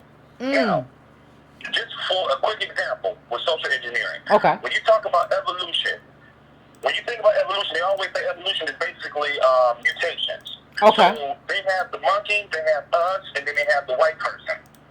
Okay, and the white person is a mutation from us. Now think about it. We sit in between the monkey and the white person. My point is we keep getting tricked by these same old mind games that they've been playing on us. And I work for a lot of big companies like the airport. I work for Ford and GM. These are huge organizations, and the one thing that I do know is that it's not a well-oiled machine. It's a lot of mistakes. There's always links in the chain, and that's what Dick Gregory was saying, was that we have to look for the shift in the wind. The shift in the wind is the link in the chain, but the problem is we can't even get to the point of playing because we don't know the game, so we don't see the link in the chains. So that's why I think the social engineering get our minds completely off of got our minds somewhere else, and we're not thinking properly.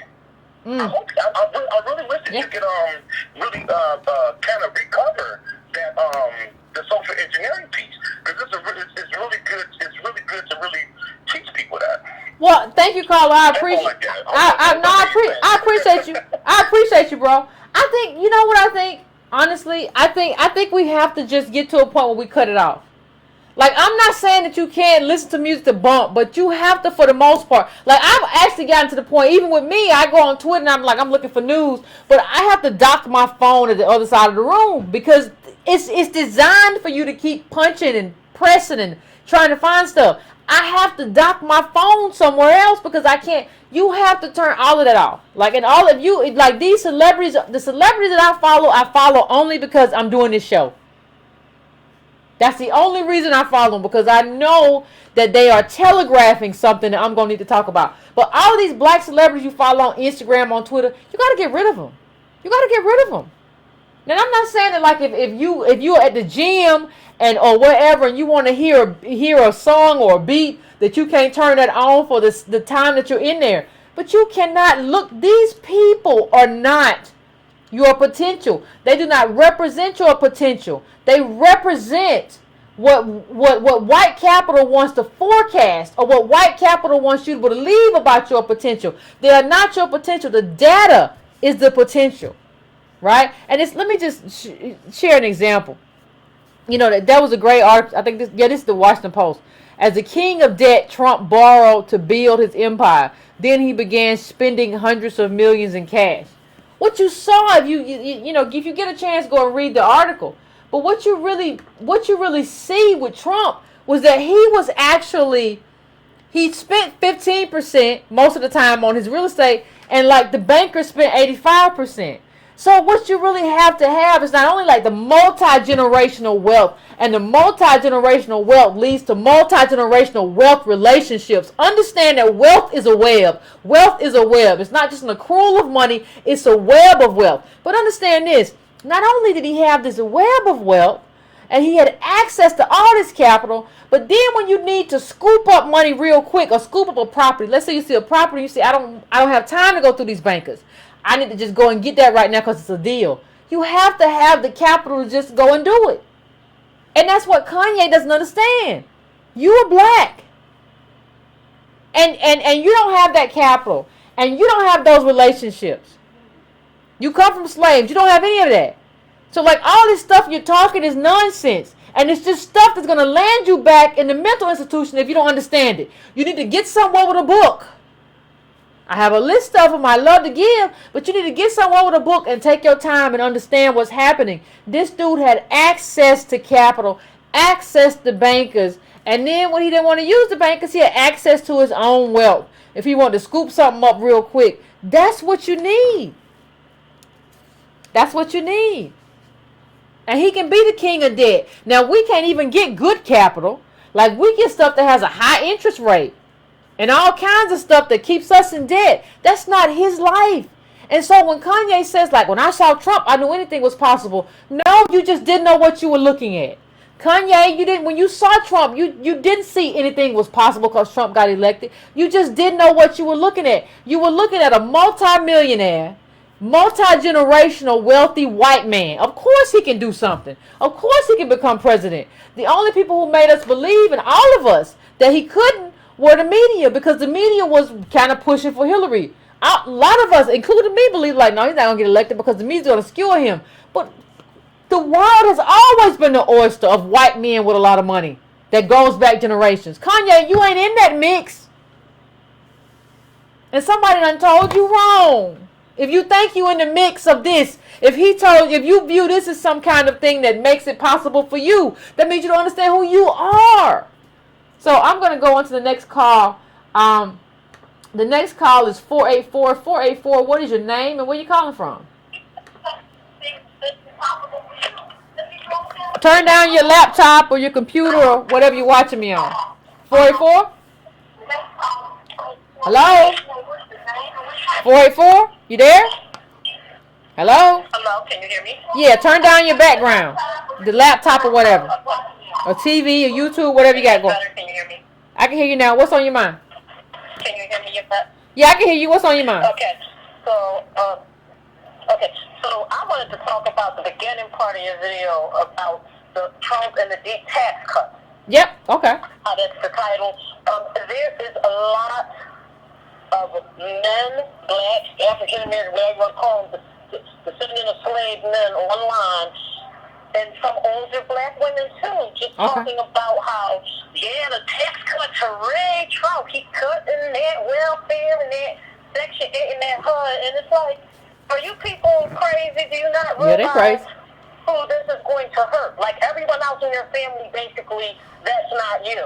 Like, cause you're saying it's not going to affect you. And these women need to get up off their lazy, these men living. Like, do you not realize what this is going to do?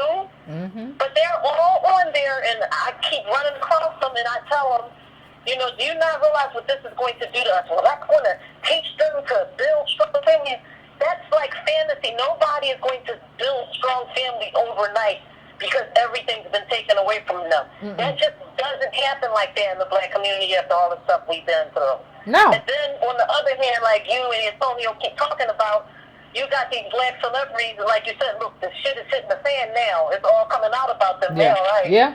No, we have money and we use to be fabulously wealthy. So we got the black people in the middle that think they got a little something, and they're clowning these poor black people. If the celebrities and their money is falling apart, what do you think's going to happen to you? With the Trump tax cut? What you think is going to happen to you? It's going to be ugly. She's going to talk. It's going to be ugly. I don't think anybody really understands how ugly this is going to be. It's going to be so ugly. I don't think anybody understands what this collapse is going to look like. Like, if you want to talk to me, I'm never depressed. People are, I'm not depressed. But the only thing that ever wakes me up, I have nightmares sometimes about what the collapse of the black community is going to look like when these cuts come through. And I ain't got no kids. You think you don't have these people in your family? You think that the government doesn't even benefit you?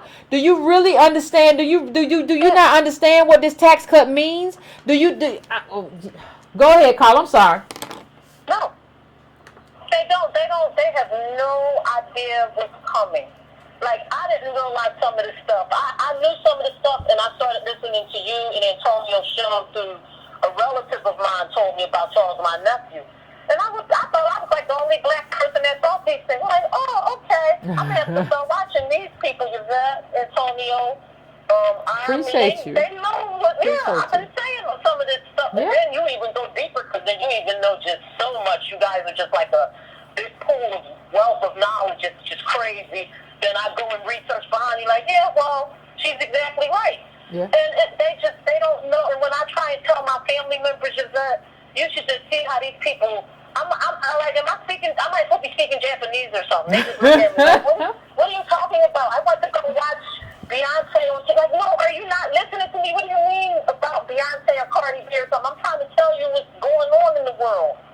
And we're not talking about like my little young relatives. We're talking about my relatives that's like our age, and older.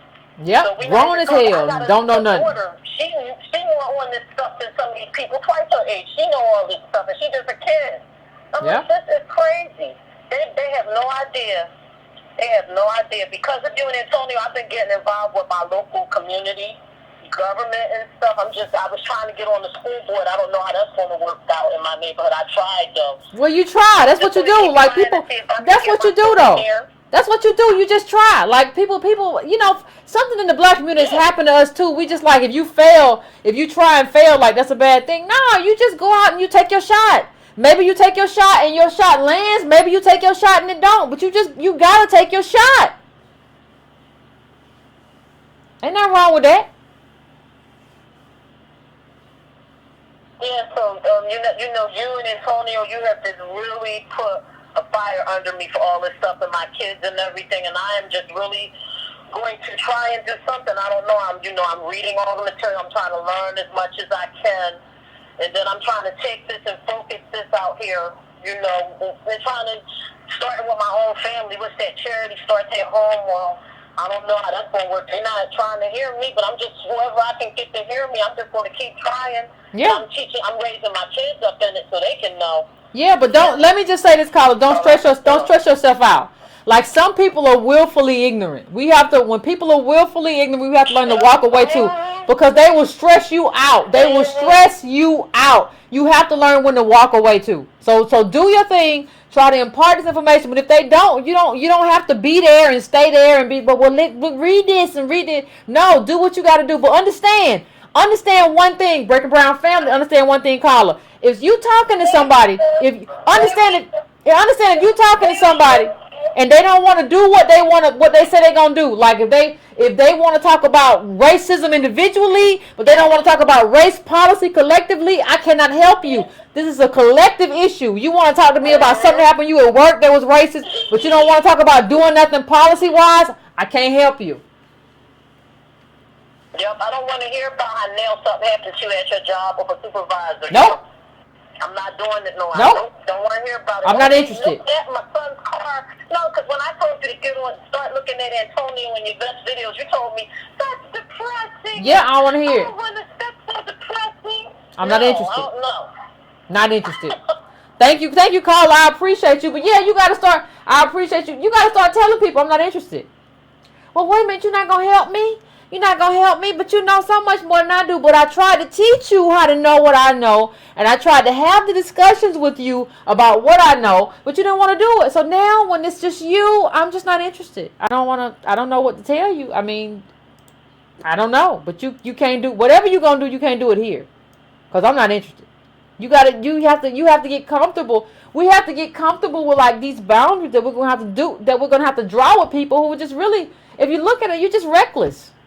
You don't want to do anything. You don't want to help out. You don't want to get involved in the collective and collective politics has been what's gotten us everything from the Voting Rights Act, Civil Rights Act, all of that stuff. It's been us acting collectively. But if you don't want to do that, that's fine. But you can't call me because, well, something happened to you individually. Well, okay. Well, I wish you the best. Shalom. Whatever. I can't do it. I can't do it. Shabazz. I can't do it because you don't want to do what's going to move our community forward. You just want to find an escape hatch for you. And I'm not dealing with people who just want to find an individual escape hatch. So I'm coming to 404 now. 404, what is your name and where you calling from? Hey, Yvette. First of all, I just want to say that you are a gift from the ancestors. Thank you. What you're doing. Thank you, fam. This is real special. I am your biggest fan. I actually post you every day on my Instagram. You did the Charlemagne video, and you said, what am I supposed to do with a community that doesn't want data and information? And I'm still waiting to figure out what can you do with a community that does not want data and information. First of all, let me do this. I want to talk about Kanye West real quick and his mother. Okay. People, when his mother passed away, everyone thought that he lost his mind because of that situation. Mm-hmm. But when you watch the interview with Charlemagne, he lost his mind over that Adidas and that Nike deal. Yeah, he did. What happened was, Kanye West, you have sold millions of albums, sold out stadiums. We can say he's an A-list celebrity. Mm-hmm. But in the midst of his success, he thought that he could graduate from blackness. And he figured out that he cannot graduate from blackness. He did not know how to mentally handle that. No, he didn't. He thought that there was a certain point in his life that he could surpass the regular struggles of that kid from Chicago that he was. And when Adidas said, no, Negro, you can't, he straight up lost his mind. Yeah. And let's talk about his mother. See, Kanye, I went to the University of Michigan. Okay. And I'll never forget, I had the most militant professor ever. I can't think of his name, but he did a class. It was a cross between history and African American studies, and he did a class about how, it's called the black man's prize, and he basically referred to how a black man at a certain status in his life, career, and financially, his spouse will look one way.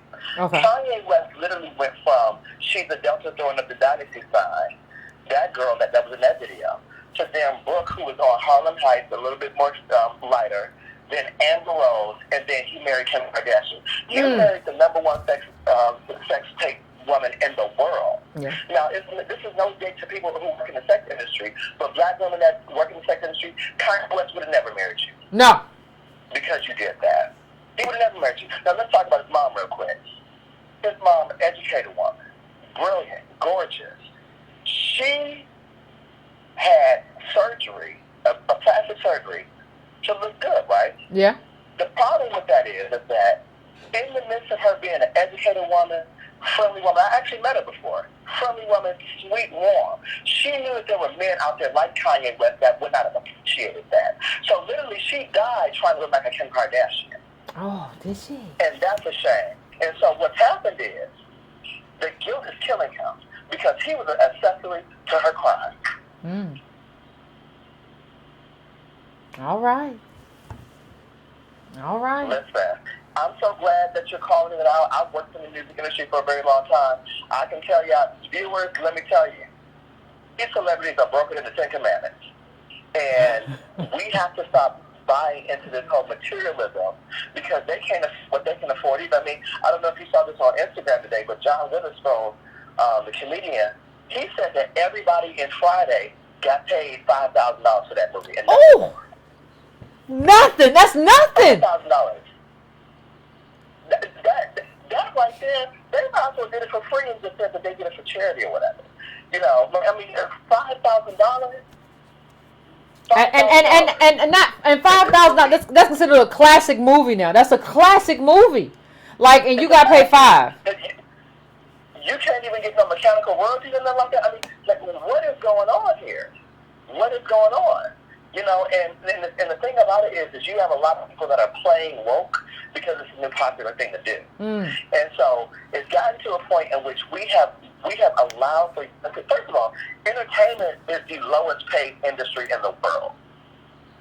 That's number one. Speaking of playing woke, When yeah. you add all entertainers' salaries, on an average, it is the lowest paying industry in the world. But black people gravitate towards it. And I own an investment firm.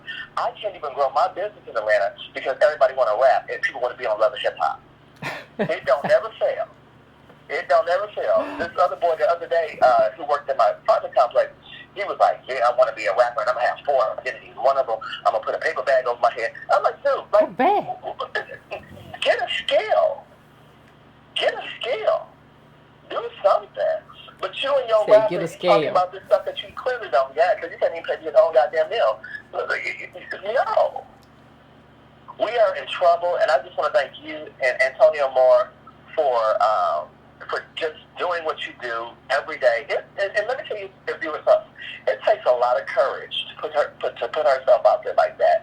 So, like, for all you that's listening, take out your debit card, donate whatever you can, whether it be $1 or something, because the movement costs money, and that's just the bottom line. And we heard Antonio on the front line helping us out, and I'm definitely going to donate as soon as I get off this. I just got to figure out how to do it. I know it's probably easy, but and I definitely I run a Facebook group, a secret Facebook group called the New Black Wall Street Movement, and we have about 200,000 people in the group, and so I tell them about you all the time. So you're amazing. Oh, that was you. I got an email. I didn't know who it was. I never know who people are. Yeah, I got an email from you, right? Yeah. Okay. I have to check. Yeah, I don't know. I would love to have you on and do some commentary. I'll tell you, I play you every day on my Instagram. Thank you, fam. I appreciate it. Every time you do a video, you always get a clip. I'm like, you know what? Let me put this out and put it up on Instagram. I appreciate have it. a great night, and God bless. I thank you, fam. I didn't know who it was. I'm like, who is this secret Wall Street? Why? I don't know. But he's a cool dude, so I appreciate it. But yeah, they out here broke, and they out here broke and playing. And since we have no access to wealth, we don't know that they're broke. We just be like, yeah, no, he got money. Like, his business partner don't got money. No, he don't got money. Like, wealth don't traffic with broke people. Like, that's not, no, y'all both broke together, and you having a lot of problems. And that's part of what this whole thing is with you and Kanye, and you inserting yourself in it so that you can make yourself or create another brand for yourself. I really don't think it's going to work, but best of luck. I'm going to 602 now, 602. What is your name and where you calling from? How you doing, Yvette? I'm pretty good. How about you? Dispatch Virginia in Phoenix. What's going on? And I just want to tell you that you remind me of a female Malcolm X. Oh, thank you. That's a wonderful compliment. But I would never compare myself to Malcolm. But I appreciate the compliment, though. I don't want to reject the compliment. He may have said what you didn't want to hear, but you couldn't refute what he was saying. No, yeah. And I just want to say, in regards to, I just did a video on my Facebook regarding Kanye West, and I pointed out how everyone was so quick to reprimand Kanye, but what he did do for us was he allowed us to talk about a very uncomfortable topic. And slavery is one of the most uncomfortable topics that no one wants to talk about. So we should have shifted the direction from exactly what he said to, okay, let's talk about slavery, let's talk about the effects and how slavery has damaged our community. But everyone just reprimanded him, never took the opportunity to actually talk about slavery. And I just want to let you know that we are going to get reparations. The work you're doing, the work Antonio is doing, Ironman, you're waking everyone up, we will get reparations, but this is my thing. I think they're stalling give us reparations because it's just like slavery. Once they let the slaves go, they had already concocted a scheme to re-enslave us. So they're concocting a scheme right now to give us reparations, to shut us up. And then they'll also have an underhanded scheme to have money right back in their pockets. And then we will never be able to say another thing or complain about anything else. They say, we gave you reparations, what else do you want? And we just have to figure out, once we get the reparations, we have to be in a state of mind to where we use it resourcefully and we don't just squander it. No, I agree, Carla. I don't predict. I don't get into the business of predicting. But that was a good article. What black voters want, and instead of watching the Met Gala, what I would want to do is like have this conversation. Like instead of doing this, who's gonna bring the meeting, right? How are we gonna bring the meeting throughout the country where we decide like where you are, depending on where you are, northeast, southeast, southwest, in the Midlands, what do we want? Like, and when are we gonna have the meeting to decide what we want? And when are we gonna have the meeting to kind of figure our stuff out? Like, this is like, it's important. And so instead of like getting involved in all these celebrities, when are we going to get together and decide what our black agenda is? What's the date for that? I'll be there with bells on and my recommendations. But this is the kind of stuff we should be clamoring about. Like, how are we going to figure our stuff out in terms of what's important for us? So, but I appreciate you calling in, Carla. I appreciate it. I'm going to try to get to the next call in a second. But yeah, we have to decide, like, that was... And in this article, if you read it, it's with The Atlantic, what black voters want. It talks about how black voters don't see, like, life doesn't look as good in terms of the polling. Okay, so life doesn't look as good. People are waking up, right? Okay, so what do we need? We used to have the Black State of the Union with Tavis Smiley or whatever. And I understand why that's not around anymore. Tavis criticized Obama, and then it was sponsored by all these people. But we have to start... if you want a solution, we have to start doing something to get together or whatever to figure out, like, what is our agenda? I have an agenda, but I can't just from YouTube. Like, we have to get together and as you black leaders, black activists, black academics, everybody, black union organizers, and come together with an agenda that we're going to present to, you can have one locally, and then we have a national agenda. These are things we have to do. And I can't have you on Instagram talking about, girl, you see Cardi B? I can't have you watching football and talking about, oh man, I saw that. You see that game? Listen, you're not doing what I need you to do. Like, if you could do those things and do that, you're not doing. I need you to do this. And we have to figure out a way to do this. So I'm going to 757. No, I'm going to anonymous. I rarely take anonymous calls because I feel like it's somebody trying to do. But I'm going to an anonymous. What's your name? Where you calling from? I can't even get the see. That's a sign. I can't even get the anonymous call. There you go. Anonymous. What's up? Yes. I just wanted to chime in.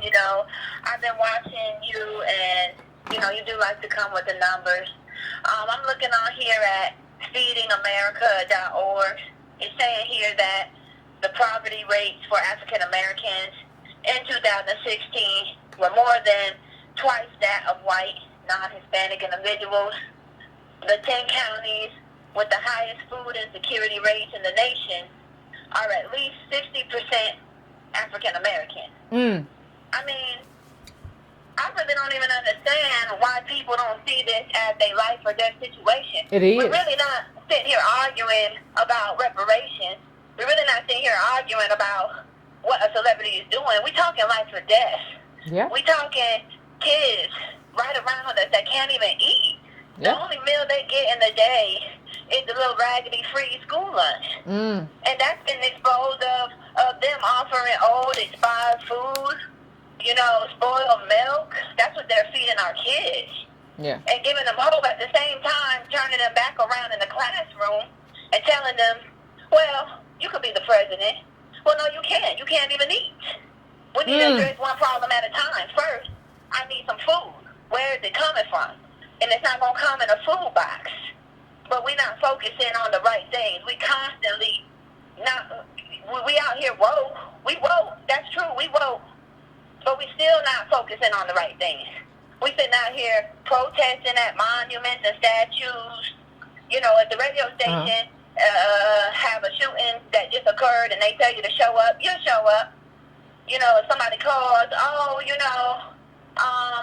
let me tell you what happened in my work site. You know, that was a good girl. We got to do something. But nothing really happened. And meanwhile, you got people still out here starving. Yeah. And you talked about it yesterday. You know, it really hit home to me when you really do have to tie this in when you're talking about this wealth. Because what people are not getting, I know it's happened to me, it's happened to people I know, where you go out there and you try to get a job.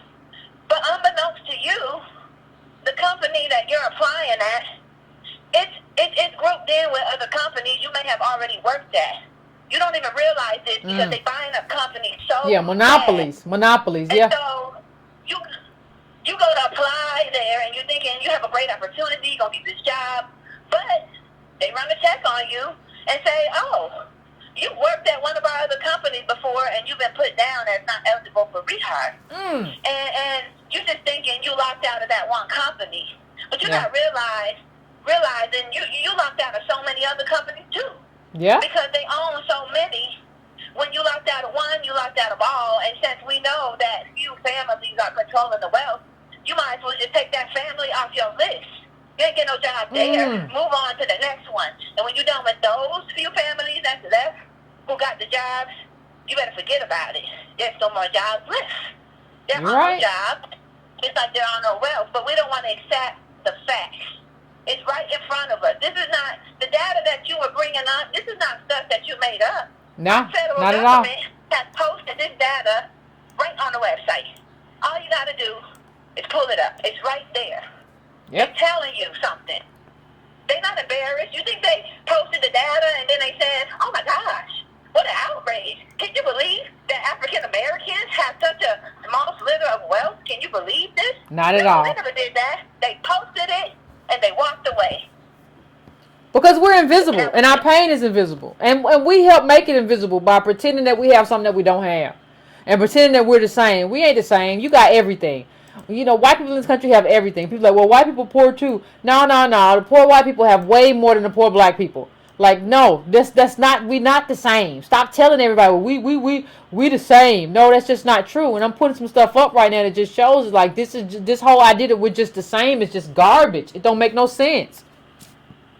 It's just garbage. You know what it is that people just don't want to look in the mirror and say, I was bamboozled. Yep. They just don't want to do it. You're going to have to look in the mirror and say, I was hoodwinked. Okay? The wealth that I was told that existed, it really doesn't. Nope. I was lied to. There's no way out. You're not going to become a celebrity and get out. Because even they ain't out. These celebrities ain't out. Get out. Yep. These celebrities ain't out. They scrambling. And people, they woke. They may be woke. But we got to be careful who we siding with and who we calling woke. You know, some people really is not woke. They really not about that life. So you just have to be careful who you siding with anyway. And if they don't want to jump on board, and if they don't want to get down with the mission, don't worry about them because they're going to be the ones dead from starvation anyway. Because they're not even paying attention to what's starvation. going on. Starvation. We got to starve. Yeah. Economic genocide is what Byron Allen called it. I don't care about, like, I care about somebody who you a multimillionaire and you like, this is locked up. It's locked up for me and I got millions of dollars. I know it's locked up for you. That's a, like, people don't understand, that's a huge deal.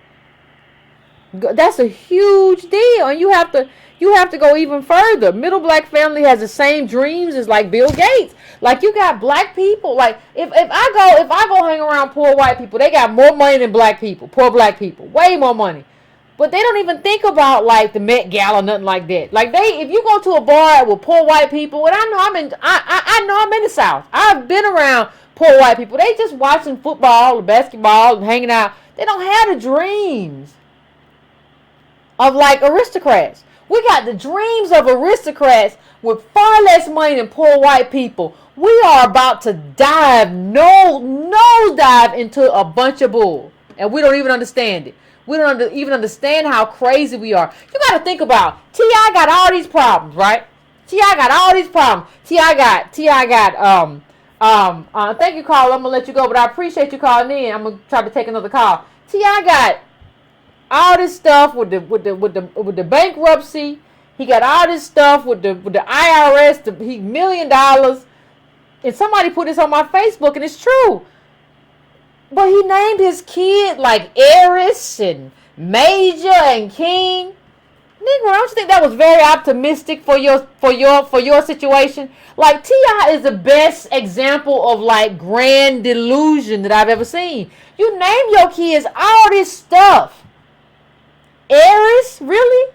Negro, you used to trap. Like, what you talking about? Eris, King, and Major, and all this other stuff. What are you talking about? Like, you are a delusional person. And that's what, he's the best example of, like, who we are. So, I'm going now to 757. 757, what's your name and where you calling from? What's on your mind? Hey, man, how you doing? I'm doing pretty good. How about you? Yeah, I can hear you good. Okay, cool. I'm calling from Virginia. My name is Odell. I'm going to be real quick. I'm not going to be long.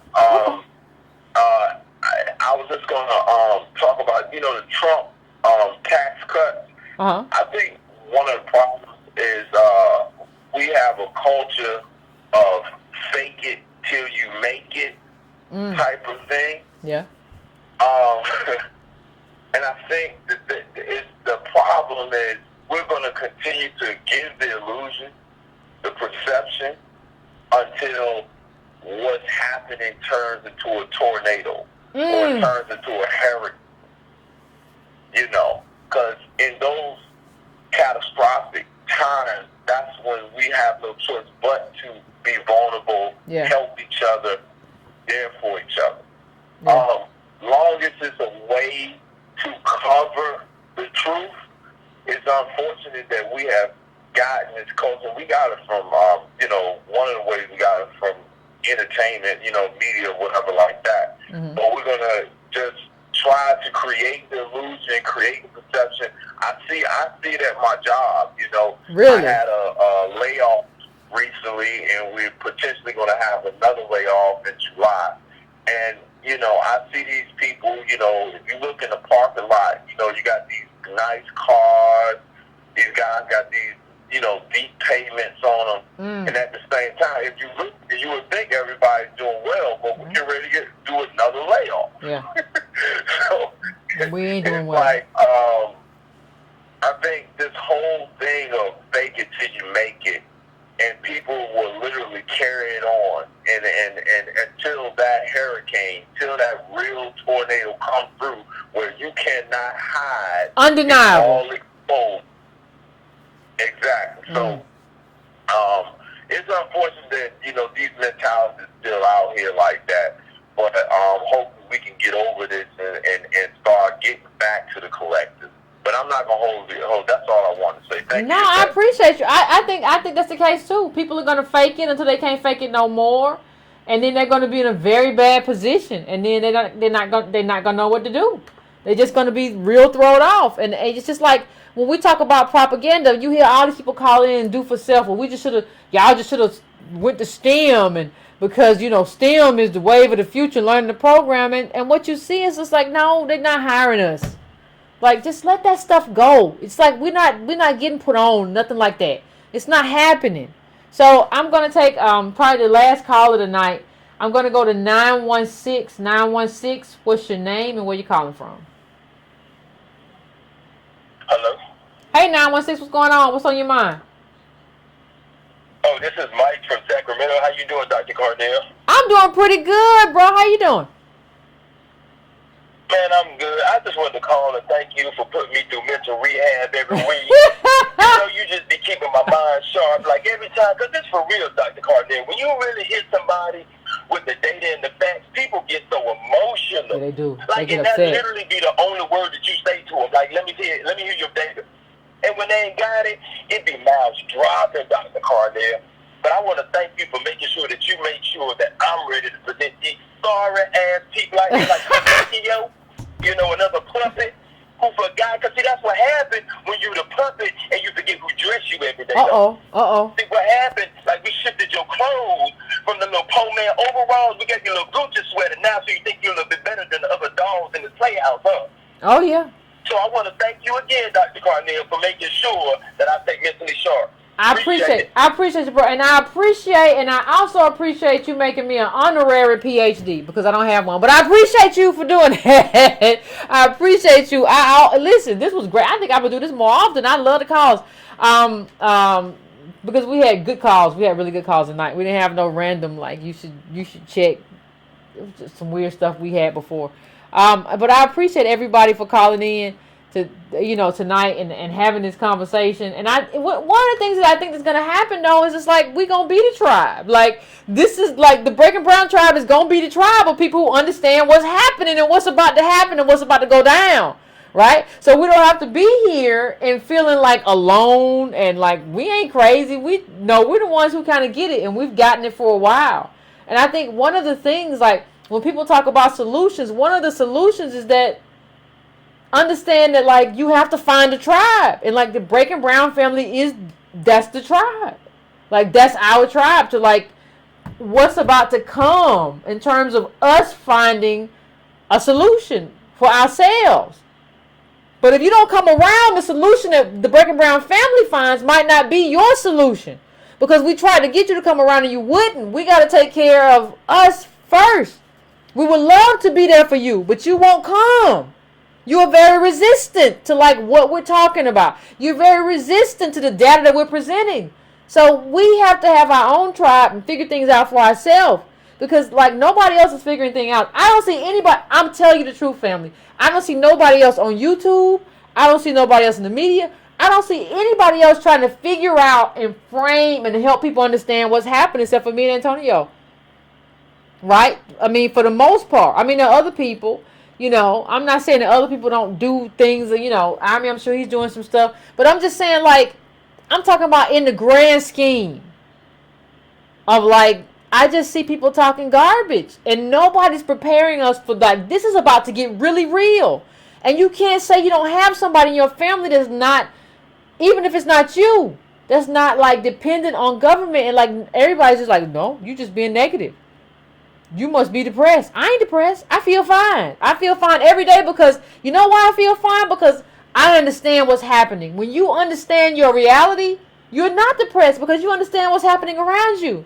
You, on the other hand, Mr. I got everything squared away, or Miss I got everything together and I'm all right. I'm going to brunch and mimosas.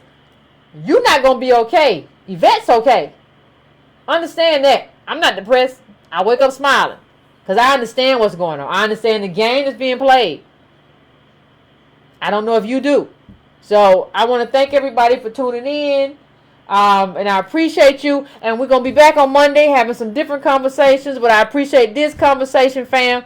And we're going to talk soon. Take notes. Keep up. And y'all help me as much as I help you. I see all your inboxes, the stuff you send me and everything. And I appreciate it. Because the Breaking Brown family is real. So we talk soon.